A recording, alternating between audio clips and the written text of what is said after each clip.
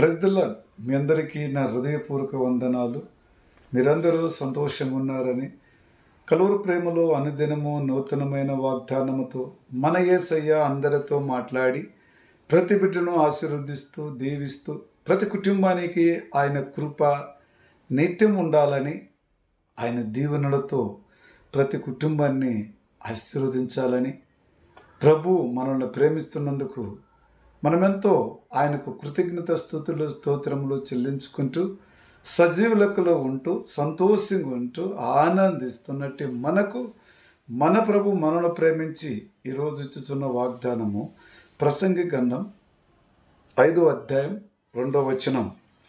దేవుడు ఆకాశమందున్నాడు, నీవు భూమి మీద ఉన్నావు, కావున నీ మాటలు కొద్దిగా ఉండవలెను.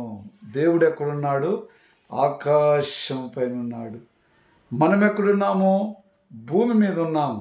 కాబట్టి మన మాటలు కొద్దిగా ఉండాలి. కొద్దిగా అనగా అధికముగా మాట్లాడకూడదు.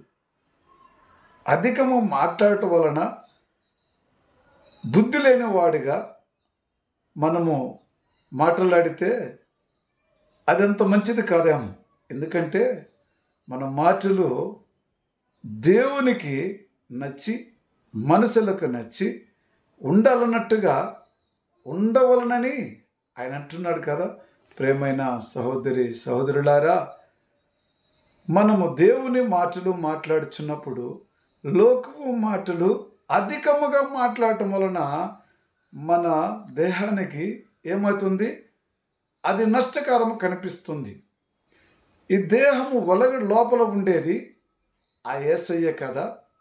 ఆయన ఉంటుండగా మనము లోకం మాటలు మాట్లాడి ఆ శిక్షను మనపైన తెచ్చుకొని మరి మనము శిక్షకు పాత్ర అవుతూ దేహమంతయు పాపములో మునిగిపోయినట్లయితే ఆ తండ్రి మనలో ఎలా నివసించగలడండి?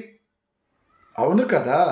కాబట్టి ఈరోజు ప్రసంగులు ఎందుకు మాట్లాడుతుండంటే, ప్రసంగంధము 5వ అధ్యాయము 2వ వచనం ఎందుకు చెప్తున్నాడంటే, మనము భూ సంబంధమైన వారుగా ఉంటున్నాం.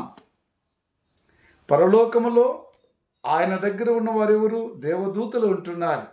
ఇది శరీర సంబంధమైన మనుషులందరూ, మట్టితో చేయబడిన బిడ్డలందరం భూమి మీదనే ఉంటున్నాం.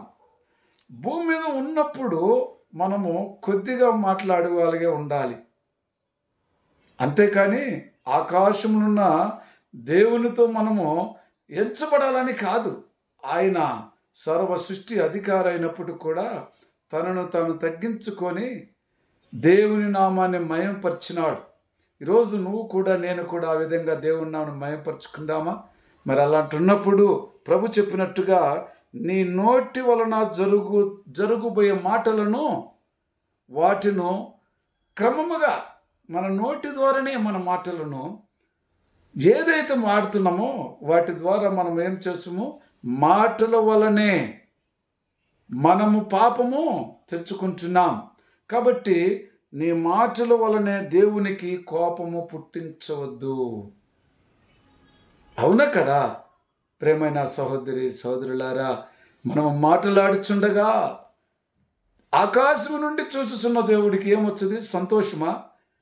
బుద్ధివినులాగా అక్రమంగా మాట్లాడుచున్న మాటలు, దురాత్మతో మాట్లాడుచున్న మాటలు దేవునికి కోపము పుట్టిస్తుంది. కాబట్టి ఆ మాటలు మనకు దూరంగా పెట్టుకొని మనసులో ప్రభువును ఉంచుకొని బ్రతుకుదామా? అయితే దేవుని యొక్క మాటలనే మనం ఎప్పుడూ స్తుతించాలి, ఘనపరచాలి, మయంపరచాలి. నీ కుటుంబంలో అనేకమైన శ్రమలు ఇచ్చటానికి సాతానుగాడు చూస్తూ ఉన్నాడు. బయట వాళ్ళతో విరోధము కాదు, ఇంట్లో వాళ్ళతో విరోధము కలిగించటానికి ఎవరు నోటిలో నుంచి ఏ మాట వచ్చదో ఒకరికొకరు వైరం వేసేసి వారికే చిక్కుపట్లు పెట్టి వారు కలిసి ఉండకూడదు, వారు ఐక్యతగా ఉండకూడదని అపవాది సాతాను కాయిచున్నాడు. ప్రియ సహోదరి సహోదరులారా, జాగ్రత్త. ఆయన సన్నిధిలో ఉంటున్న మనమందరము కూడా ఆయనకు వణికి భయము భక్తితో నీ నోటిని ఆయనకు లోబడి ఉండాలి, తగ్గింపు కలిగి ఉండాలి అనే చెబుతున్నాడు. కాబట్టి మనం లోబడి పిల్లలుగా ఉండాలి కదా.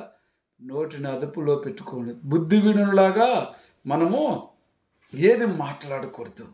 ఒకవేళ మాట్లాడినట్లయితే ఏమవుతుంది, అందులో ఏమొచ్చదు, అందులో ఏం మనము సుఖం పొందుకోగలము, ఏం ఆనందం పొందుకోగలము?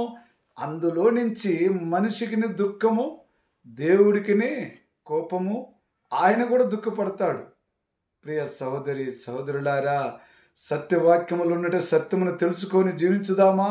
కొన్ని దినములే మనకు ఇక్కడ సమయం ఉన్నది కాబట్టి, ఇన్ని దినములు ఒకవేళ కోపిష్టిగా ఉంటున్నామో, కోపపడటం వలన ఏమొచ్చదండి? బీపీ, షుగరు అని జాస్తి అయిపోయి శరీర బలహీనత అయ్యి త్వరగా మట్టికి చేరుకుంటాము. అంతకంటే ఇంక ఏముండదు చెప్పండి? భూమి మీద ఏది లేదు కాబట్టి, మనము భూమి వారము కాబట్టి కొంచెము తక్కువగా ఉండమని ఉండువారి ఉండాలని వాక్యం సెలవిచ్చున్నది. కాబట్టి ప్రియమైన సోదరులారా, అందుకే అంటున్నాడు, ఎక్కువగా మాట్లాడువాడు బుద్ధిహీనుడు. నీ మట్టుకు నీవు దేవుని యందు భయభక్తులు కలిగి ఉండవలెను. నీ మట్టుకు నీవు దేవుని యందు భయభక్తులు కలిగి ఉండవు. దేవునికి స్తోత్రం. ఆ విధంగా ఉందామా? ప్రార్థన చేసుకుందాం. ప్రేమ కృపాజ్యం గల తండ్రి, ఒకరి పట్ల ఒకరు భయము భక్తి కలిగి దేవునికి లోబడి భూ సంబంధమైన బిడ్డలము గనక కొంచెము తగ్గి ఉండటము మేలే కదా ప్రభు. ఆకాశము నుంచి మనల్ని చూచున్నాడు. పైనుండి ఆకాశమున దేవుడు కోపపడటానికి కారణం ఎవరంటే మనమే కదా. కాబట్టి ఈరోజు మన మాటలు, మన ప్రవర్తన అంతా కూడా ఆయన సన్నిధికి సరిపోయే బిడ్డలకు ఉండటానికి సహాయం దయచేయమని యేసుక్రీస్తు నామములో ప్రార్థిస్తున్నాను తండ్రి. ఆమేన్. Praise the lord. God bless you.